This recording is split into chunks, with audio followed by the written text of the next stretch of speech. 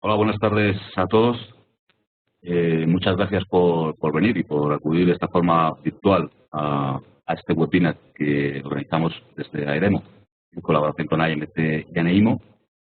Bueno, como todos sabéis, el tema que vamos a tratar hoy es algo importante para vosotros, que seguro que os habéis apuntado, como este nuevo sistema de clasificación económica de la población española que ha sido elaborado por AMT y por ANEIMO y que esperamos que sea de vuestro interés.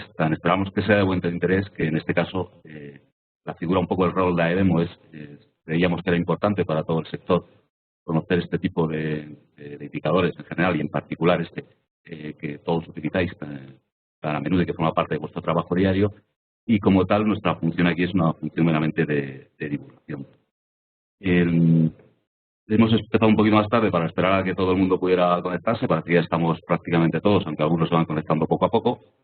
Y os contamos un poquito cuál es el plan de este webinar. Bueno, inicialmente, si conseguimos pasar. Bueno, esto es un poco el esquema que tenemos pensado.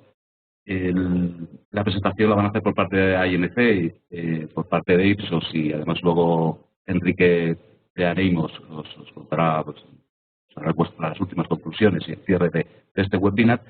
Nos harán ver por qué este nuevo sistema de clasificación socioeconómica, que es lo que nos ha llevado, en este caso a IMC, a lanzar este nuevo sistema. Nos van a enseñar también cuál es el proceso de trabajo y el establecimiento, y cómo se ha establecido este nuevo índice y las diferencias que tiene sobre el anterior, y algunas experiencias de aplicación del nuevo indicador. Poco más. Recordaos que al final de la exposición que nos hagan abriremos una ronda de preguntas que podéis hacer a través del chat.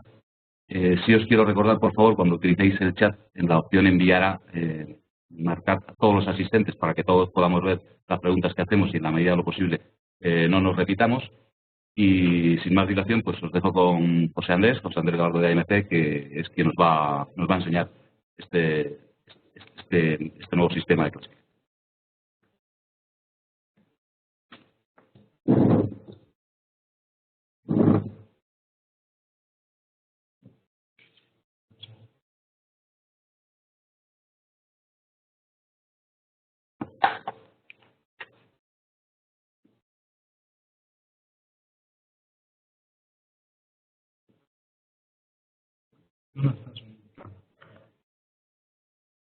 Hola, buenas tardes.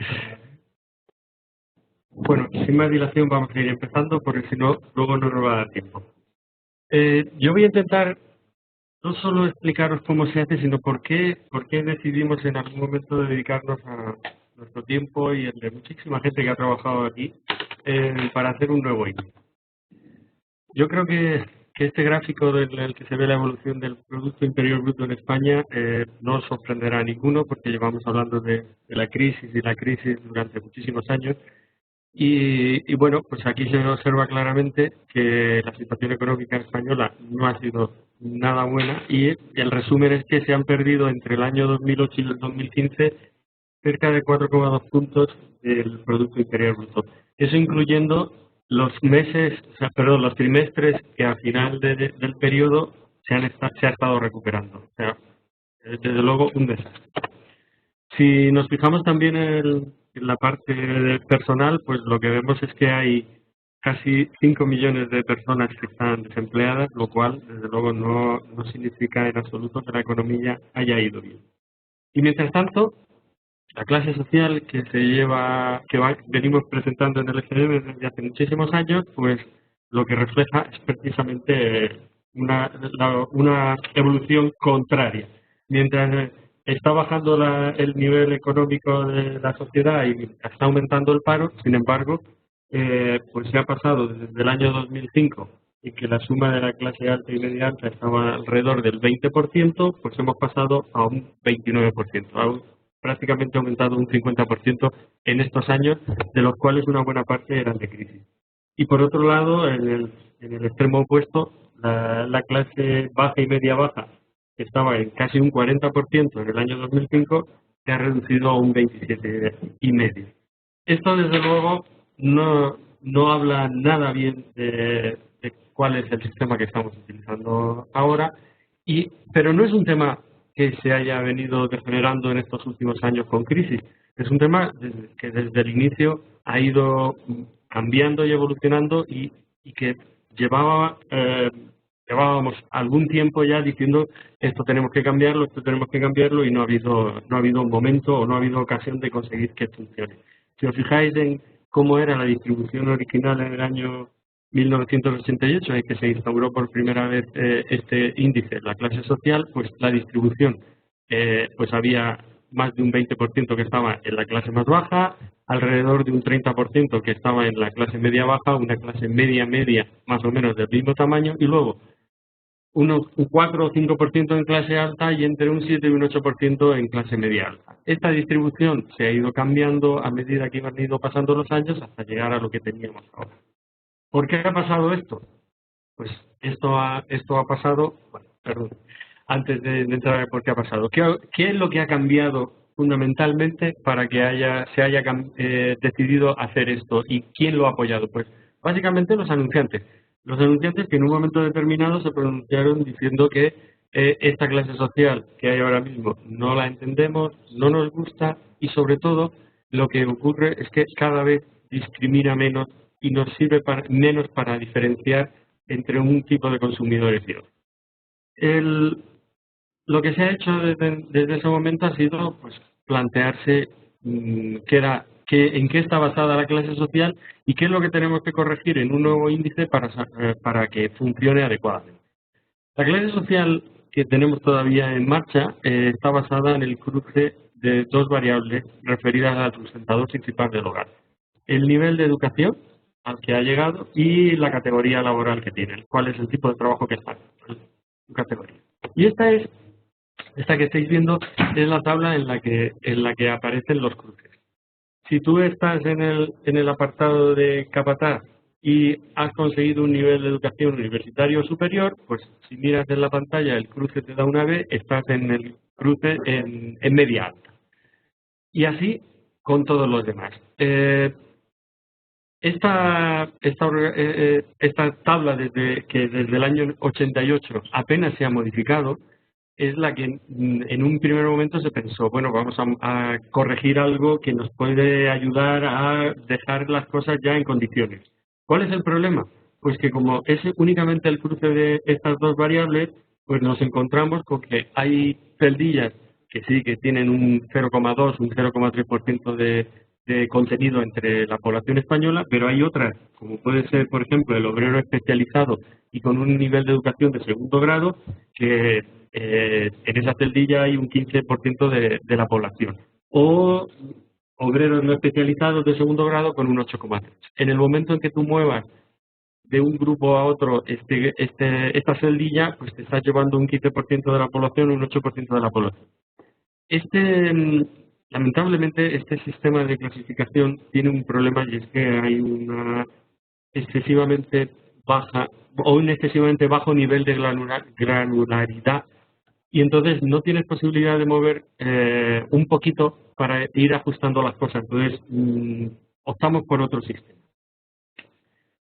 ¿Por qué se ha degenerado tanto la clase social? Pues uno de los puntos fundamentales es que el nivel de educación, del nivel de instrucción en España ha variado muchísimo desde lo que teníamos en el año 90, que es donde he podido encontrar el primer dato referido al EGM, y lo que tenemos ahora mismo.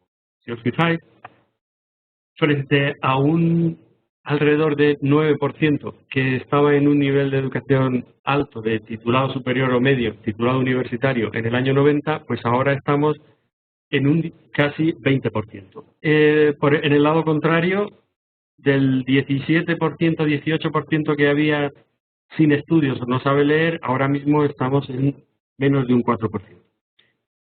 Si os recordáis, la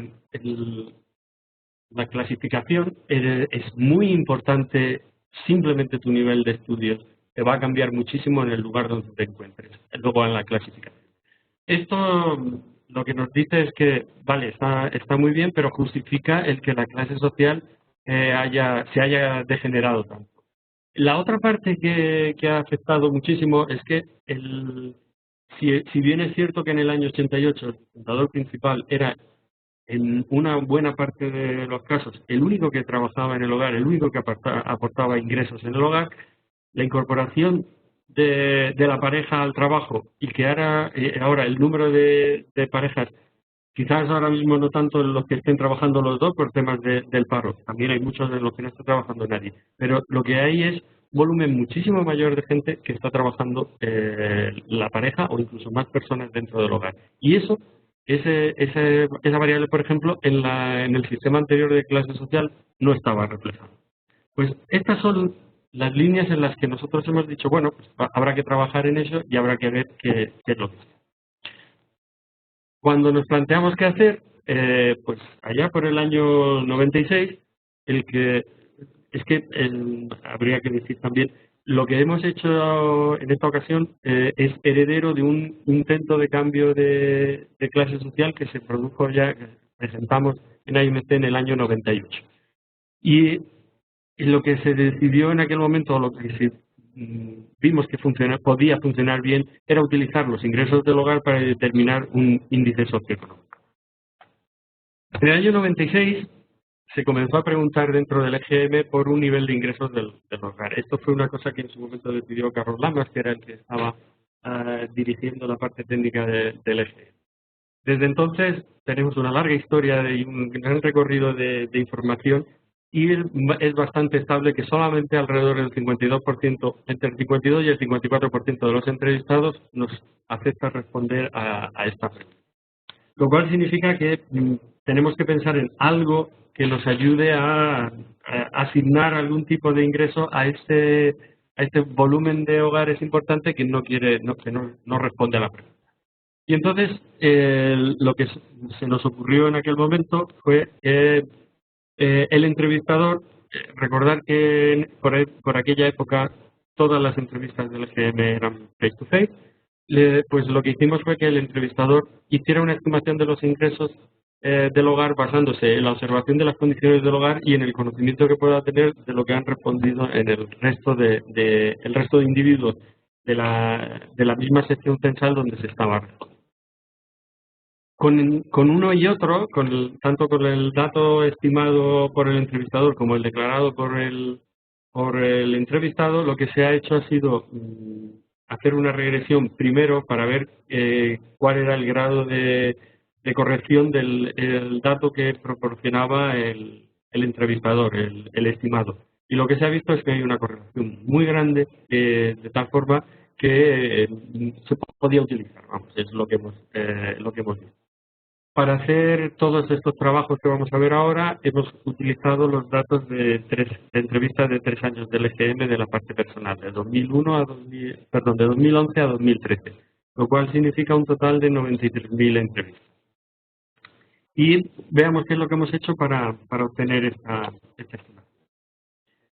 En primer lugar, consideramos una cosa importante y es que aunque queríamos hacer un índice nuevo, lo que no queríamos en ningún caso era que fuera un índice rupturista con lo anterior. Y como lo que sí es cierto es que, aunque la clase social hemos visto que no funcionaba bien, pero no era un índice totalmente malo. Entonces, lo que hemos hecho ha sido utilizar el mismo cruce de educación y profesión del sustentador principal como uno de los pilares. Y para que hubiera mayor granularidad, lo que hemos hecho ha sido que en lugar de considerar 5 cortes, hemos ampliado a 8. ¿Y cómo hemos asignado a cada uno de los distintos cruces si estaban en el nivel 1, que es el más alto, o el nivel 8 más bajo? Pues como disponemos de los ingresos de cada uno de los hogares de los que nos han declarado, ya a través de esa estimación o a través de la declaración, lo que hemos hecho ha sido ordenar y colocarlos de tal forma que el promedio de los ingresos de cada uno de los distintos conceptos que hay aquí pues se fuera ordenando, de tal manera que los que declaran ser directores de gran empresa, una vez que hemos hecho el promedio de sus ingresos, están en el primer lugar, son los más altos, y el último lo que nos salen son los jornaleros. Si nos fijamos también en el nivel de estudios, el orden que hay, que es exactamente el mismo que había antes, pero corresponde a que el promedio de los individuos que nos han dicho que no saben, de los ingresos de los individuos que nos han dicho que no saben ni leer ni escribir, el sustentado principal, estaría en el nivel más bajo y el más alto son los de nivel universitario. Lo cual viene a corroborar lo que uno piensa por lógica, que ese debería ser el orden.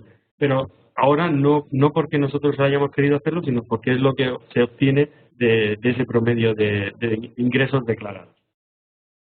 Lo que sí tenéis que tener en cuenta también, es importante, y es que cualquiera de los que aquí están puestos como nivel 1, que es el nivel más alto, está en su promedio por encima de todos los que tienen nivel 2 y estos por encima de los que tienen nivel 3 y así sucesivamente. ¿Vale? Es una ordenación total. Esta es una de las variables que hemos utilizado a la hora de hacer el cálculo. Entonces, lo que hemos intentado hacer ha sido analizar la correlación entre los ingresos del hogar y las diferentes variables que disponíamos en el EGM. Estas que os ponemos aquí con el nivel de correlación que aportaba cada una de las variables son las que más correlaban. Pero hemos probado con muchísimas variables de todas las que tenemos. La que mayor correlación tenía era el número de personas con ingresos en el hogar. Esa era la que mayor aportaba. A continuación estaba la situación laboral, el número de personas con ingresos en el tamaño del hogar, etcétera. Sería el tercero. Y el grupo educación categoría laboral, que es el que hemos visto antes, estaría en el cuarto con ese 0,4.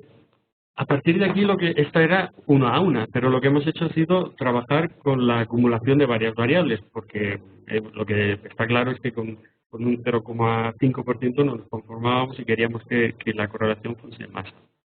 Y aquí podéis ver, en la parte de abajo tenéis, pues a medida que íbamos añadiendo variables, pues cómo subía. Si considerábamos solo el grupo, la situación laboral y el número de personas con ingresos, ya estábamos en el 0,688. Si añadíamos el cruce de personas con ingresos cruzado por el tamaño del hogar, pues subíamos a 696.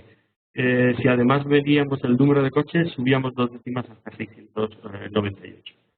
Así podríamos haber seguido aumentando. Lo que ocurre es que también había que tener en cuenta una cosa, y es que en el EGM nosotros disponemos de muchísimas variables, pero el interés de este nuevo índice no era solo que se utilizara en el EGM, sino que fuera de utilización general por el conjunto del mercado. Entonces, añadir nuevas preguntas lo que hacía era entorpecer o estorbar en el uso de otra serie de estudios o de instrumentos demoscópicos, porque cada pregunta que nosotros añadamos hay que incluirla en cualquier tipo de estudio que se haga para poder utilizar esto. ¿Vale? Entonces, como podéis ver, a partir del segundo ejemplo que os he puesto, lo que se iban añadiendo eran simples décimas. Y finalmente lo que se ha adoptado es decir, bueno, pues vamos a quedarnos con estas 3 variables, el grupo, que es el cruce de educación-profesión del sustentador principal, la situación laboral del individuo que entrevistamos, del sustentador principal también, si está trabajando, si está parado, si está jubilado o es inactivo, y el cruce entre el número de personas con ingresos en el hogar por el tamaño de hogar.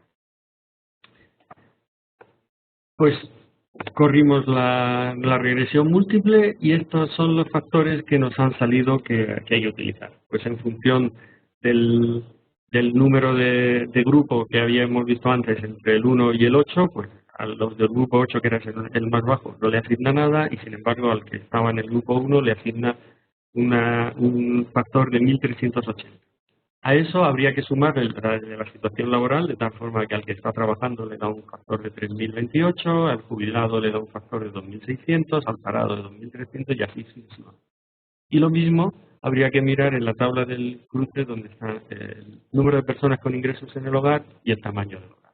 En este caso salen negativos, de tal forma que con un tamaño o sea, con 4 personas o más con ingresos en el hogar y que el tamaño del hogar sea de 6 o más, no le resta nada, que es lo que está. De tal forma que a cada uno de los hogares, haciéndole estas 3 preguntas, que en realidad el grupo ya se estaba utilizando anteriormente para la clase social, con lo cual nuevo es conocer la situación laboral en cuanto a si está trabajando, jubilado o parado del sustentador principal, y saber cuál es el tamaño del hogar total y cuál es el número de personas con ingresos que hay en ese hogar. Esas 4 preguntas nuevas, pues con esto ya se podría calcular. A cada entrevista que se haga con esta información nos da un factor. Lo que nos quedaría es decidir con este factor en qué grupo se metería cada uno. Y lo que se hizo fue coger esas 93.000 entrevistas del EGM, aplicarle estos coeficientes y después decidimos, digo decidimos porque fue una cosa que se fue consensuando con distintos grupos, tanto dentro de AMC como ANEIMO, y en AMC con los distintos grupos de medios que son los que forman parte de la asociación, pues se llegó a que lo que nos gustaría tener es algo parecido a esto. Un primer grupo en la parte más alta que esté en torno al 7,5%, un segundo grupo con un 15%, un tercero con otro 15%, un grupo intermedio de 20% y luego a partir de ahí hacia abajo otro grupo de 15%, otro grupo de 15% y un último grupo hacia abajo del 7,5%. Estos 7 grupos tienen además la ventaja de que los puedes agrupar y puedes ir, pues, imaginar, por ejemplo, en el caso de un estudio donde se hagan 1.000 entrevistas, pues probablemente un 7,5% de la población de esas 1.000 entrevistas pues, es una cifra pequeñita para poder decir algo. Entonces, pues se pueden agrupar fácilmente los dos extremos de tal forma que no haya ningún segmento que esté por debajo del 15%, que es una cifra razonable para poder decirlo. Esto ya sería un ejemplo de cómo se cruza la clase social con el índice socioeconómico basado en datos del EGM. Si os fijáis, donde antes decíamos que el grupo más alto, el IA1, tenía un 7,5%, pues aplicado al EGM de la primera ola, ese 7,5% se ha quedado en un 6,9%. El segundo grupo, que tenía un 15%, se ha quedado en un 13,9%, el siguiente, que era un 15%, en un 12,2%, el intermedio de 20% ha pasado a ser a 26% y así sucesivamente. En esta tabla lo que podéis ver es cuál es el grado el cruce entre los individuos que están en el grupo más alto de este índice con los que están en clase alta o media alta de la clasificación. Y veis marcado en rojo pues que el 37% de los que estaban en clase social alta, pues ahora están en el grupo IA1. Y el 34% de esos, de los mismos, de los que estaban en la clase alta, ahora pasan a estar en el grupo IA2. Es decir, que aproximadamente el 70% de los que antes estaban en clase alta, ahora están entre el grupo IA1 y IA2. En el extremo opuesto, los que estaban en clase baja, pues en el penúltimo grupo hay un 25% y en el último de los grupos un 45%. Volvemos a tener en torno al 70% de los que estaban en clase baja en los dos grupos más altos. Y esto digamos sería pues la cuadratura del círculo. Uno de los motivos por los que hemos cambiado el índice es porque la clase social, pues ponemos cambiar el índice, es que la clase social hemos visto que no reflejaba bien lo que había ocurrido en los últimos años, con esa disminución del Producto Interior Bruto y ese aumento de la población en paro.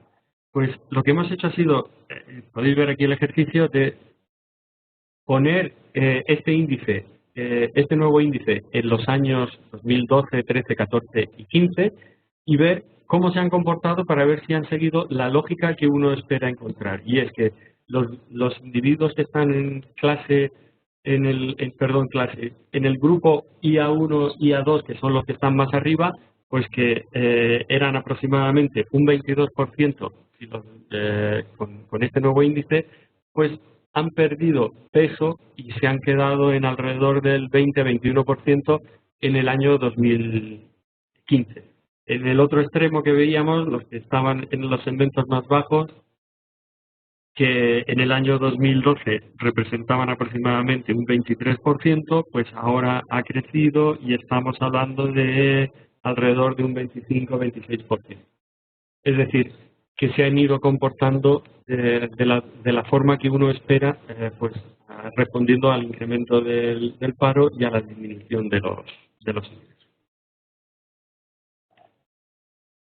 De cara a la actualización, que es muy importante, porque lo que hemos visto es que el índice no puede permanecer estático durante el tiempo porque las condiciones cambian y vete a saber qué es lo que va a ocurrir en los próximos años que nos lo puede hacer invalidar, pues lo que se ha acordado es que además de cambiar el sistema, hemos quedado en que cada 5 años se hará una revisión para ver si merece la pena mantenerlo o pensar ya en cambiarlo, y una revisión mucho más fuerte cada 10 años, que consideramos que es suficiente para darle la estabilidad al mercado de tener un índice 10 años en funcionamiento, pues al cabo de 10 años se hará una revisión sí o sí para que el índice se actualice y no volvamos a encontrarnos con un problema que se ha desactualizado por completo.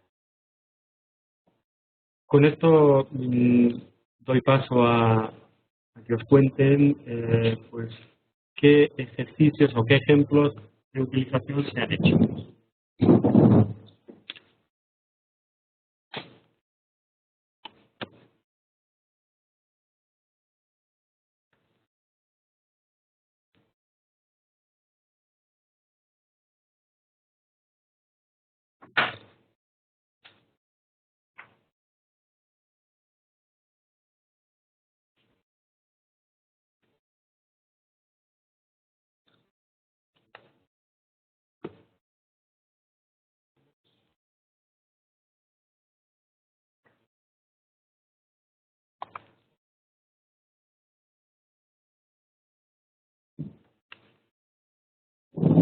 Buenas tardes, mi nombre es Antonio Hernando y como veis me llamo igual que el portavoz del PSOE y el del PP, por tanto también me toca ser el portavoz de los institutos de España para comentaros el gran trabajo que hemos hecho en este último tiempo.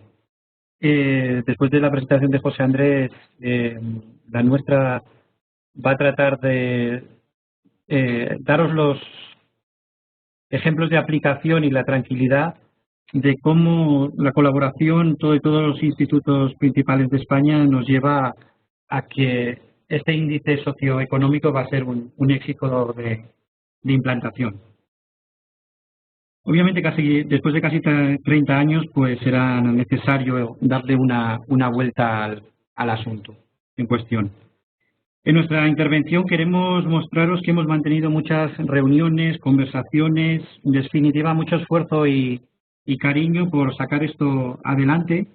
Son muchísimos los datos que hemos manejado, y os habéis podido hacer una idea por la presentación de José Andrés. Muchos cálculos, muchas hipótesis contrastadas, desechadas, para estar aquí hoy delante de vosotros pues con la tranquilidad y la responsabilidad de que vamos a implementar un índice en el que todos estemos tranquilos y que era muy necesario. Pero también os vamos a hacer partícipe de algún aspecto que debemos tener en cuenta a la hora de aplicarlo y tener con cuidado. Finalmente, hemos estado hablando con algunos de los clientes para ver qué esperaban de todo esto y os daremos algunas recomendaciones para que tengáis en cuenta a la hora de poner en marcha el índice socioeconómico. Sin más, paso la palabra a Iván González, que es el director técnico de Ipsos y que más horas ha estado detrás de esto junto con los otros institutos, para que os cuente un poco más en detalle todo esto de lo que acabo de hablar.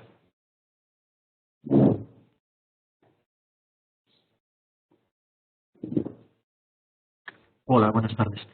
La idea sería, a partir de aquí, poderos mostrar, lo que nos gustaría es poderos mostrar todos los ejemplos de aquello que hemos ido aplicando en los distintos institutos durante este tiempo que hemos estado trabajando con la IMC en la construcción del índice.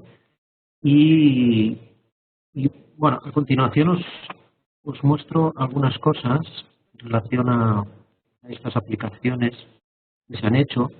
Entrar en detalle ahora mismo es imposible porque son tantos datos y se ha manejado tanta información que es muy difícil poder entrar en los detalles técnicos de las mismas, pero sí que es interesante, pues como os decía Antonio, tener la tranquilidad de que hemos colaborado con la IMC todos juntos para que realmente contrastemos que este índice nos está funcionando en los distintos aspectos de investigación que estamos aplicando, ¿no?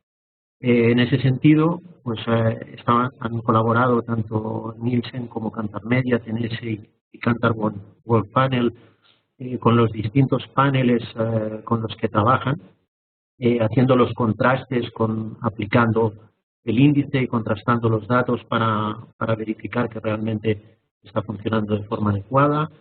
Y en el mismo sentido, institutos como NetQuest, GFK, Ipsos hemos colaborado en la parte más ad hoc, más de los ómnibus, haciendo algunos contrastes en ejercicios más concretos que obviamente no se pueden compartir, puesto que vienen dados por estudios de clientes específicos. Con todo ello, al final, lo que hemos acabado es en un análisis tan claro como el que os mostraba ya de alguna forma José Antonio al presentaros el índice y su forma de funcionar, ¿no? Lo que venía ocurriendo justamente con la clase social es que la clase alta estaba aumentando en una época de crisis, mientras la clase baja estaba disminuyendo, lo cual era un sinsentido en un momento de crisis, ¿no? Y sí que al final, pues contrastando los últimos años con la nueva aplicación del índice económico, pues vemos un alto nivel de coherencia, ¿no?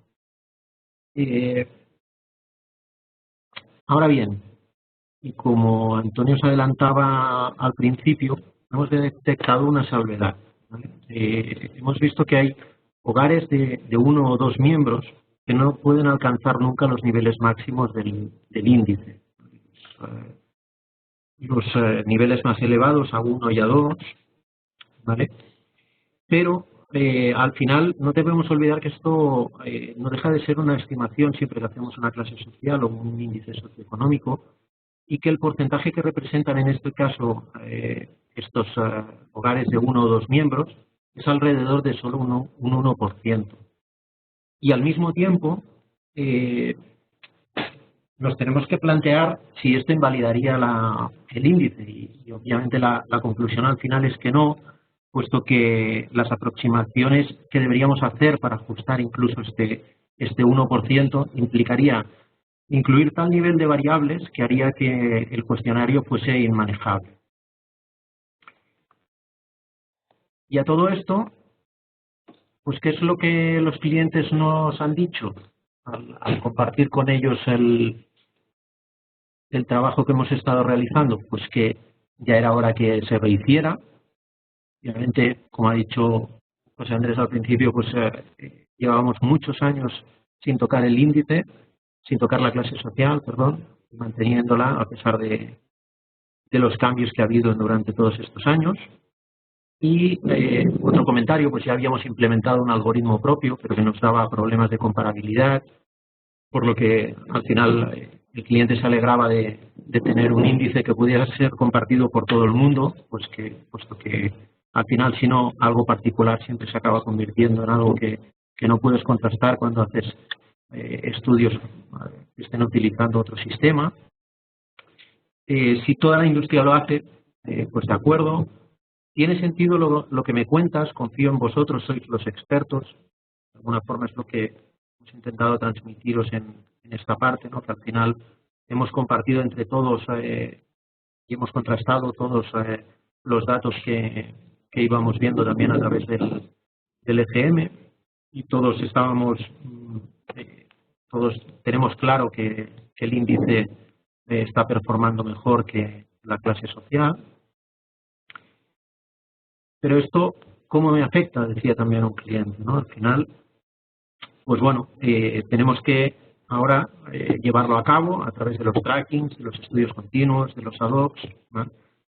Y bueno, tenemos que ir haciéndolo poco a poco, haciendo siempre contrastes y haciendo paralelos de los dos sistemas para ir viendo cómo puede afectar, si afecta de alguna forma, si realmente está resultando que los datos realmente se ve una clara mejora con el nuevo índice, con lo cual recomendamos hacer paralelos y en los ad hocs también ir poco a poco, ir viendo cómo resulta, especialmente pensando en que su aplicabilidad en el ad hoc muchas veces con muestras reducidas pues está algo en desuso.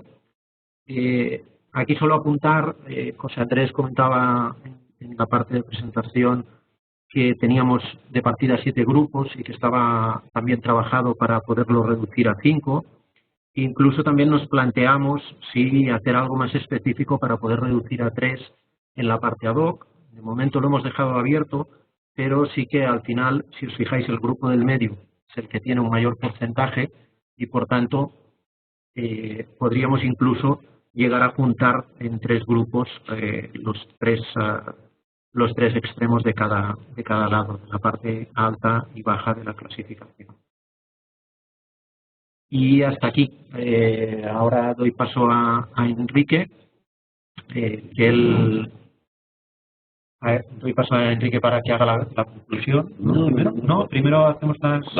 Vamos a darlos a ellos la palabra para responder a las preguntas Vale, que nos han ido pues ahora haciendo en este momento. hemos ido recopilando durante las este preguntas tiempo. y os damos palabra y luego Enrique hará las conclusiones.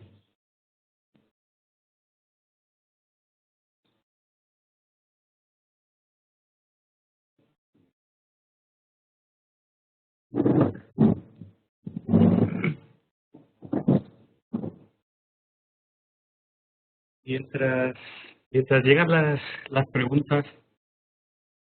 las preguntas, yo os voy a comentar una cosa, con algún comentario de cosas que he estado viendo que habían antes. Vais a tener la documentación, obviamente, con la grabación, que estará en unos días disponible, muy probablemente tanto en la web de AEDEMO como la de ANIMO y la de IMC. Pero además, tanto en la página web de ANEIMO como en la de IMC podéis descargaros el documento donde se describe con muchísimo más detalle cómo se ha llegado al índice y cuál es la forma en que se puede aplicar. Es simplemente, básicamente, coger esas preguntas que os decía y aplicar esos factores que veíamos antes en la presentación, pero que estamos tanto desde ANEIMO como de IMC dispuestos a atenderos en cualquier consulta que necesitéis al respecto. ¿Vale? ¿Qué otra? Me parece recordar que había alguien que había preguntado acerca de a qué se estaba refiriendo el índice. Bueno, nosotros lo que hemos intentado ha sido estimar los ingresos, y para ello, pues lo que se ha preguntado es en euros qué es lo que se está recibiendo. Pero aunque esa es la estimación y esos datos, digamos, que podrían corresponder a euros, yo creo que hay que olvidarse ya de que son euros y pensar en puntos, porque ahí no la inflación en su momento no se va a aplicar y lo único que vamos a hacer es considerar, bueno, pues este está por debajo de 3.200 puntos, pues no está en el grupo 1A, un I1A. O sea, que no hay que pensarlo tanto como que esos son los ingresos. Eso es una cuestión distinta. Ahora es una puntuación y el que está por debajo de 754 puntos, pues no está en el grupo más bajo, y el que está por encima de 1.500 puntos, pues está en el segundo grupo y en el tercero, etcétera. O sea, que eso no debería preocupar tanto.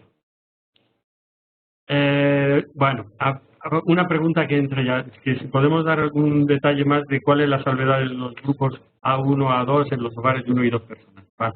Lo que ocurre lo que está ocurriendo con el índice, que es lo que hemos estado observando inmediatamente, es que, como bien decía Iván, no hay forma de conseguir llegar a estar en el grupo IA1 o IA2 si en el hogar solo hay 1 o 2 personas. Nosotros, antes de salir, nosotros, el grupo de trabajo estaba bastante preocupado porque cuando observamos aquello, lo que dijimos, mira, hemos metido la pata, esto no se puede utilizar. Afortunadamente, si uno va a la encuesta de presupuestos familiares del INE y observa el volumen o sea, el corte de ingresos de las personas que están en grupo 1 y 2, o sea, tamaño 1 y tamaño 2, lo que observamos es que en los grupos más altos hay, en el caso de los de tamaño 1, menos de un 1% de la población, o sea que de la población total española, y en el caso de tamaño 2, pues está en torno a un 1,5 o 2%. Es decir, que el volumen de personas que están entre los ingresos más altos de tamaño de hogar 1 y 2 es muy pequeño y por eso efectivamente el índice no es capaz de discriminarlo, pero eso no quiere, vamos, creemos que no es suficiente como para invalidarlo.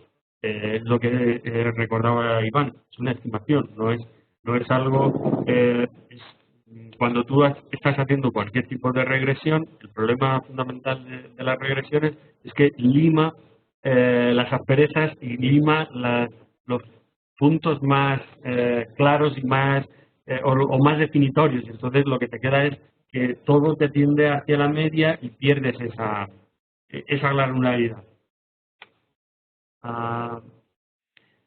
Veo por aquí, por ejemplo... Si me permites un momento, una aclaración simplemente o una ampliación.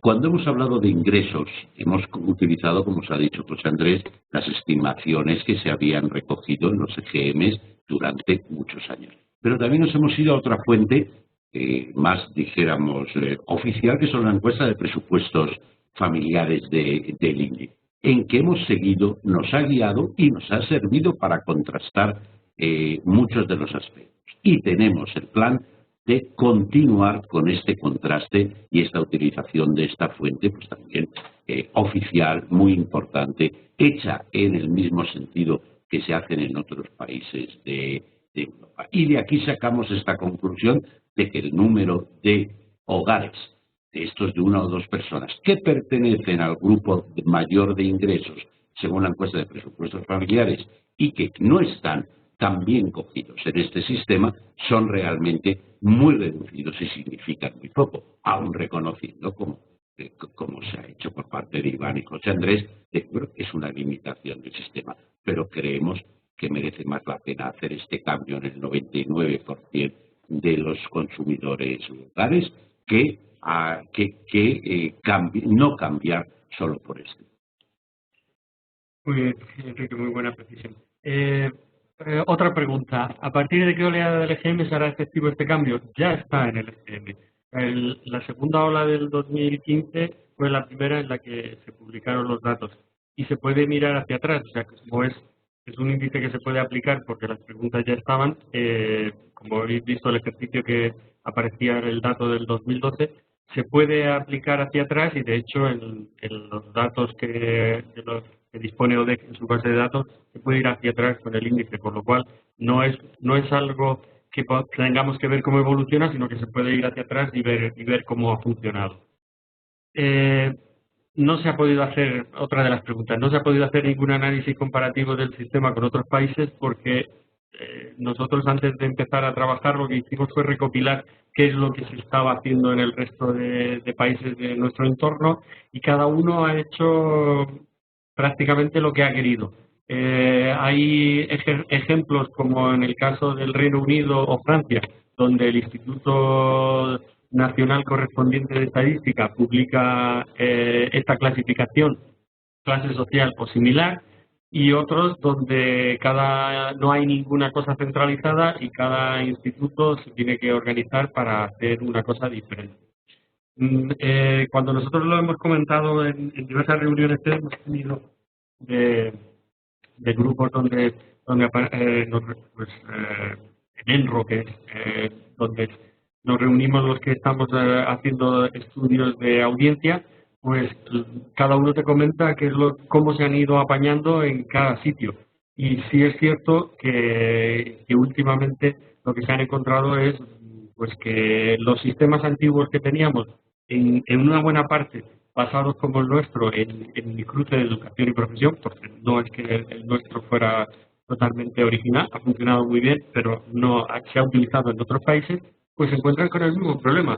Aumenta el nivel de educación en todos los países y eso pues, no se refleja en el sistema y lo tienen que cambiar. Entonces, no lo hemos podido contrastar porque, ya os digo, no hay un estándar y cada uno lo está haciendo de una manera.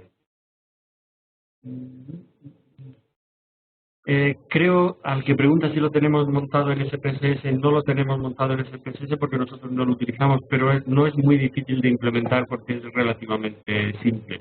En cuanto lo veáis la documentación, tanto lo que tenemos colgado tanto en Animo como en IMC, veréis que no es muy complicado de poner. Veo que aquí alguien dice que ya ha consultado la documentación de la web de IMC y no es lo bastante clara, es esto de ponerlo en marcha. Pues os digo que no hay ningún problema, el que tenga alguna duda, tanto a Neimo como a nosotros os podéis dirigir y tratamos de ayudaros para que eso, vamos, aclararos las dudas que podáis tener. Periodo de coexistencia entre el índice y la clase social tradicional. Bueno, buena pregunta. Pues ahora mismo lo que nosotros, a ver, como tal, el índice que tenemos va a estar funcionando, pero la clase social, como habéis visto, es la misma tabla, que la misma clasificación se utiliza en el índice, con lo cual podríamos mantenerlo durante cierto tiempo. Nuestra junta directiva se tomó este año completo para mantener los dos como mínimo y tener referencial tanto del índice como de la clase social y se planteará de cara al año que viene qué es lo que se va a hacer. No sé, yo me imagino que este año va a ser corto y que hará falta mantenerlo durante algún tiempo más. Es posible, pero no sé exactamente qué es lo que hará nuestra junta directiva. Si me permites aquí, en cuanto a lo que son las empresas de investigación, pues lógicamente es una decisión de cada empresa en relación incluso a cada estudio, dependiendo de cuál es el régimen temporal del estudio, cuándo o cómo se repite, si tiene suficiente base en ese target group para comparar, etcétera, etcétera. Es una cuestión muy ad hoc. Indudablemente, como un término general, dijimos el año 2015, puesto que ya los institutos lo tienen desde febrero de este año, el año 2015, o una parte del año 16, parece lo más razonable para no duplicar trabajo ni liar las conclusiones. Otra pregunta por aquí. Dice, ¿es posible aplicar esta variable en estudios de investigaciones internas? Por supuesto, es igual que la clase social. El conjunto de preguntas, pues lo que necesitáis es el tener la información de referir al sustentador principal en cuanto a nivel de estudios y tipo de trabajo que tiene. Hay que preguntarle también si está trabajando, está parado o es jubilado y añadir conocer el tamaño del hogar donde vive y el número de personas con ingresos en el hogar. Esas son las variables que se necesitan exclusivamente. Y con eso ya se puede aplicar sin ningún problema el índice y obtener pues, una clasificación para todos los mismos. ¿Alguna pregunta más?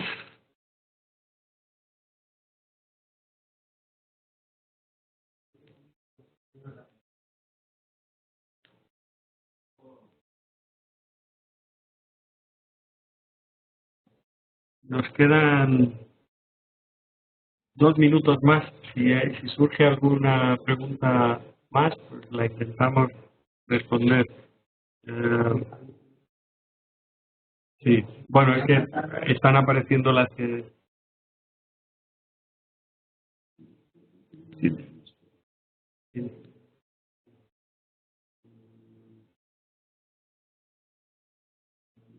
Bueno, creo que nos quedaremos con las que no nos ha dado tiempo a contestar. Intentaremos contestarlas o no sé si en privado o a cada uno de los que lo ha hecho o en general, pero doy paso a Enrique, que es el que tiene que cerrar el webinar. Gracias, Andrés. Un tema que quería comentaros es que este webinar, por vosotros, por el número de participantes, nos ha sorprendido, y nos ha sorprendido muy favorablemente. Puedo decir que al final habéis estado conectados más de 250 personas a este webinar, y nos ha servido, por una parte, de orgullo, primero, claro, pues de haber trabajado muchos meses en esto, pero nos ha servido también de experiencia y ha hecho que este caso, por ejemplo, de las preguntas, pues no hemos sido capaces de coger todas ellas en el momento para preguntarlas, aunque sí, muy buena parte, porque son así. Nos comprometemos, como os ha dicho José Andrés, a responderlas posteriormente y a aprender para posteriores webinars de este tamaño. Puedo decir que en muchos de los webinars que se hacen, pues son menos de 50 los que participan. Normalmente son muy especializados. Este es suficientemente genérico, como os digo, para ser más de 250 participantes. Una excelente experiencia. Muchas gracias a todos por participar. Y en nombre de Aneimo quería agradecer, en primer lugar, a IMC por el trabajo y por la iniciativa tomada aquí, y al grupo de empresas que ya han sido citados anteriormente, de Nielsen, de Ipsos, de GFK, de Kantar WorldPanel, de Kantar Media, de NetQuest y de TNS, con las personas que han trabajado muchísimo durante meses en contrastar datos, en opinar, a afilar todo este instrumento y después ponerle en marcha y comunicar sus problemas y las ventajas que han visto en él. Lógicamente también a EDEMO, que con su experiencia en webinar nos ha facilitado la organización a las otras dos asociaciones, a ODEC por el trabajo hecho y además superar en muy poco tiempo lo que ha sido un nuevo tipo de conexión para un nuevo tamaño de webinar. Y nuevamente a vosotros. Muchas gracias y estamos a vuestra disposición en las webs de las asociaciones para responderos las preguntas que quedan pendientes y cualquier otra que se os ocurra en los próximos días o en los próximos meses cuando vayáis teniendo más experiencia de aplicación de este nuevo sistema que estamos convencidos funcionará bien y será mucho más útil para los clientes, los anunciantes, que al final son los que tienen que sacarle todos sus resultados en la aplicación de los estudios. Adiós.